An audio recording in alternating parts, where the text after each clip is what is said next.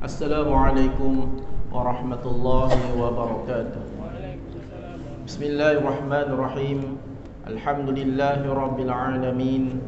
Wassalatu wassalamu ala asyrafil anbiya'i wal mursalin wa ala alihi wa sahbihi ajma'in. Subhanaka la ilma lana illa ma 'allamtana innaka antal alimul hakim. Allahumma rabbi shrah li sadri wa yassir li amri wahlul 'uqdatam min lisani yafqahu qawli wa la hawla wa la quwwata illa billahil 'aliyyil 'azim. Yang saya hormati barisan tuan-tuan imam, tuan-tuan bilal dan tuan-tuan siap, seterusnya kepimpinan masjid, ahli jawatankuasa Qaryah Masjid Jami Sungai Pelong, seterusnya tuan-tuan yang dirahmati dan dikasihi Allah Subhanahu wa taala. Alhamdulillah, marilah kita merafakkan rasa syukur kita kepada Allah Subhanahu wa taala kerana pada hari ini Allah Subhanahu wa taala kurniakan kepada kita pelbagai nikmat, terutamanya nikmat yang paling besar dalam kehidupan kita ialah nikmat agama, nikmat iman dan nikmat Islam. Dan juga alhamdulillah Allah Subhanahu wa taala kurniakan kita kesihatan yang baik untuk kita terus melalui kehidupan kita sebagai khalifah Allah di atas muka bumi Allah taala ini. Juga syukur kepada Allah Subhanahu wa taala atas nikmat kesihatan yang Allah taala kurniakan kepada kita daripada Jumaat ke Jumaat, terutamanya pada hari ini Sayyidatul Ayyam, penghulu segala hari Jumaat. Mudah-mudahan dengan hari Jumaat yang penuh barakah ini kita dapat tingkatkan lagi amal ibadah kita kepada Allah Subhanahu wa taala. Banyakkan amalan berzikir, kita banyak-banyakkan istighfar, banyakkan dengan zikir-zikir istighfar dan selawat ke atas Nabi Muhammad sallallahu alaihi wasallam, kebanyakan takbir dan tahmid. Mudah-mudahan Allah Subhanahu wa taala kurniakan kita ganjaran nikmatnya sama dan juga kemenangan di dunia ini maupun di akhirat kelak. Alhamdulillah kita dapat bertemu pada tengah hari yang berbahagia ini sementara menanti waktu solat fardu Jumaat, azan waktu fardu Jumaat akan dikemenangkan pada 1-5 minit nanti. Kita akan dengar sedikit tazkirah Jumaat. Pada tengah hari ini kita akan mendengar satu hadis tentang membetulkan saf dan merapatkan di celah-celahnya. Hadis dari Anas radhiyallahu anhu anin Nabi sallallahu alaihi wasallam qala sawwu sufufakum fa inna taswiyatu sufufi min iqamati shalah, rawahul Bukhari wa Muslim. Maksudnya daripada Anas radhiyallahu anhu, daripada Nabi sallallahu alaihi wasallam sabdanya, betulkan saf-saf, yakni barisan kamu semasa salat berjamaah, kerana sesungguhnya pembetulan saf-saf itu adalah daripada amalan dari mengerjakan solat, ini sembahyang dengan sempurna. Maknanya kita diperintahkan oleh Nabi sallallahu alaihi wasallam ketika solat berjamaah kena betulkan saf dan luruskan saf. Betulkan saf dan luruskan saf kita. Penuhkan saf kita yang di celah-celah yang ada kosong di hadapan kita, atau di kiri atau di kanan sebelah kita.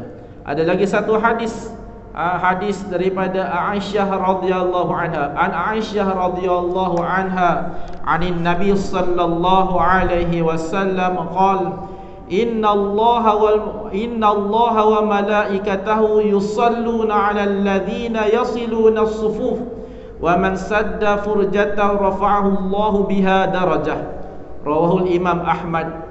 Daripada Aisyah radhiyallahu anha, daripada Nabi Muhammad sallallahu alaihi wasallam sabdanya, sesungguhnya Allah memberi rahmat dan malaikatnya pula mendoakan bagi orang-orang yang masuk menutup celah-celah saf sembahyang serta orang-orang yang merapatkannya. Dan selainnya tersebut, orang yang menutup celah-celah saf itu akan beroleh satu tambahan lagi, iaitu ditinggikan Allah martabatnya dengan perbuatannya itu satu darjat. hadis riwayat Imam Ahmad.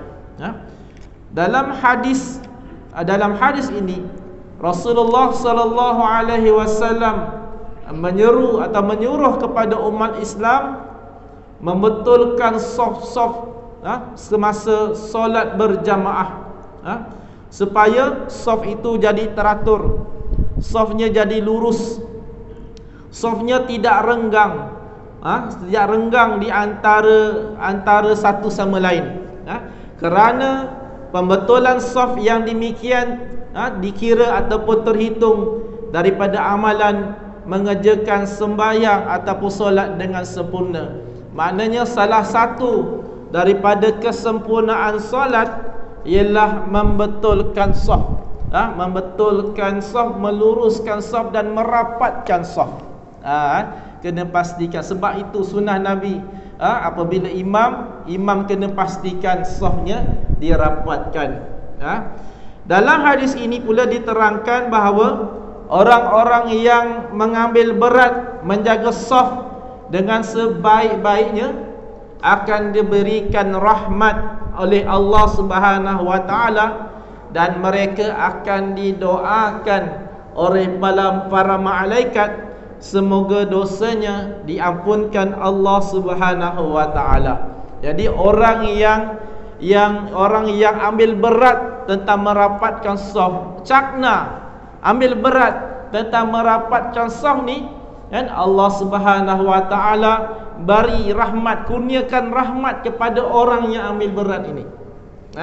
Bukan senang nak dapat rahmat Allah taala, kan?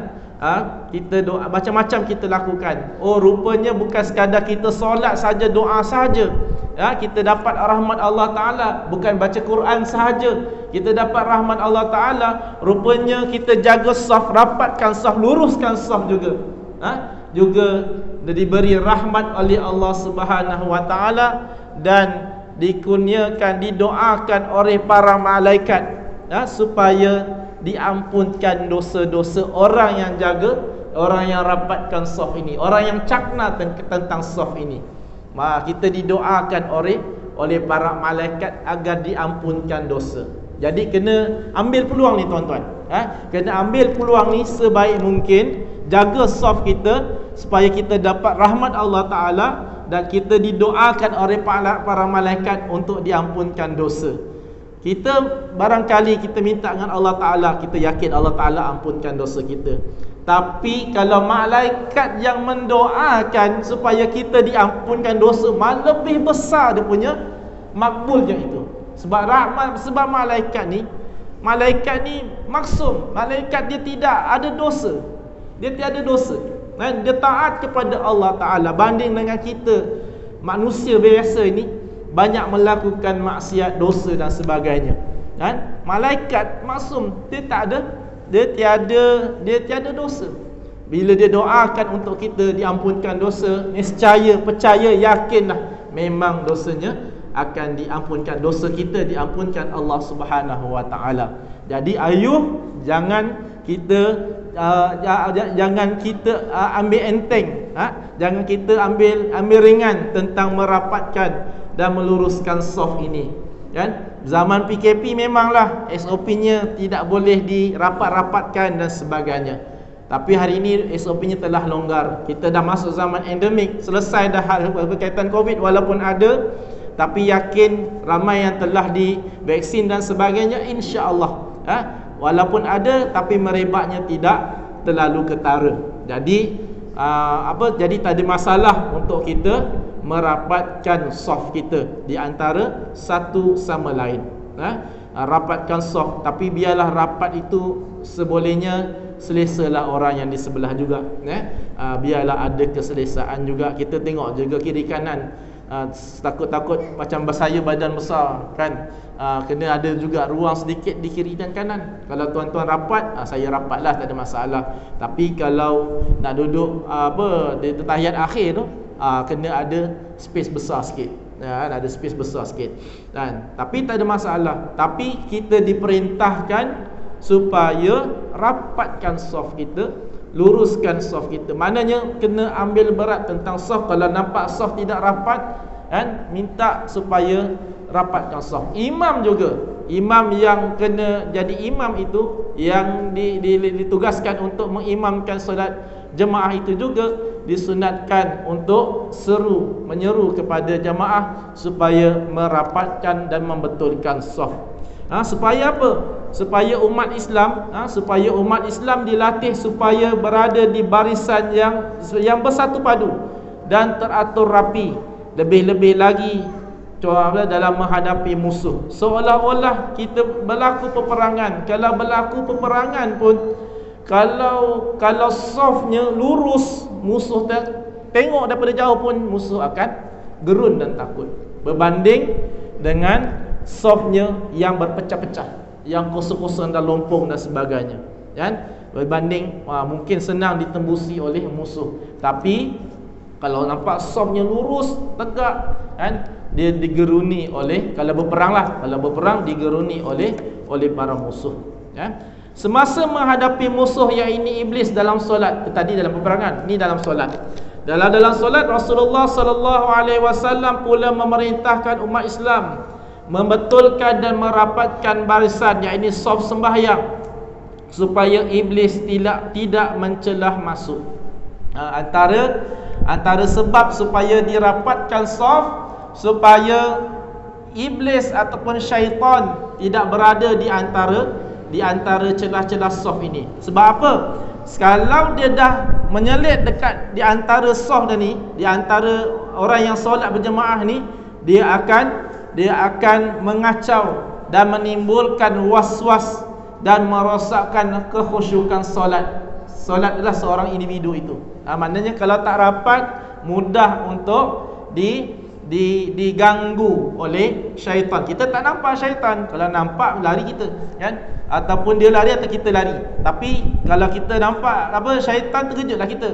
Kita tak nampak. Tapi kalau kita tak rapatkan saf, nescaya syaitan akan mengganggu kita, mengacau solat kita, dan menimbulkan was-was dalam semasa kita melakukan solat. Time-time solat tu lah baru nak ingat, kan, mana letak barang, mana letak cangkul besar tak, nampak yang kecil-kecil kunci pun baru teringat dekat mana, sebab syaitan, kan. Masa itulah baru nak ingat itu, masa itulah baru teringat nak buat apa, esok nak buat apa, hari ni nak buat apa, semalam dah buat apa, baru sibuk nak ingat masa solat. Kerana apa? Kerana kita diganggu oleh syaitan ataupun iblis. Dan ditegaskan lagi, dan janganlah badan-badan kamu berselisih, iaitu antara seorang dengan yang lain, sehingga menjadikan saf bengkang-bengkok.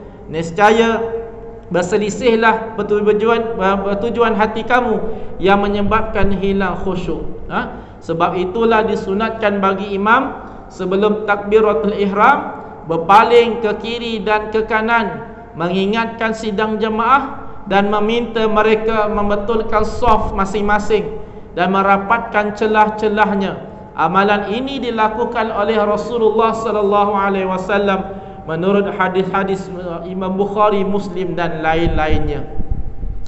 Jadi kena ambil berat tentang merapatkan saf. Bukan main-main. Kalau imam dekat depan tu, sila luruskan saf dan rapatkan saf, penuhkan saf yang di hadapan. Kita kena alert. Betul, tengok kiri kanan kita, kaki kita macam mana, kan, sama tak? Sebab apa? Sebab pertama sekali kita simpulkan balik, pertama, orang yang orang yang ambil berat tentang merapatkan saf, dia akan dikurniakan rahmat Allah Ta'ala. Yang kedua, malaikat akan mendoakan orang yang cakna ini tentang saf ini. Dia mendoakan supaya diampunkan dosa orang yang mengambil berat tentang merapatkan saf ini. Besar kelebihannya, kan? Kita minta ampun dengan Allah Ta'ala, astagfirullah. Tapi orang yang merapatkan saf ni didoakan oleh para malaikat. Besar ganjarannya di sisi Allah Ta'ala.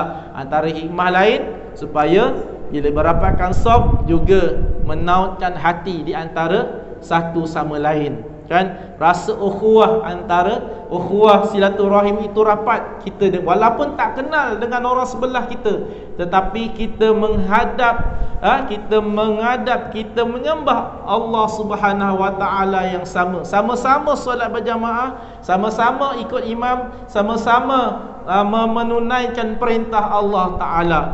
Jadi menautkan hati di antara satu sama lain, dan menautkan, menguatkan lagi tali persaudaraan.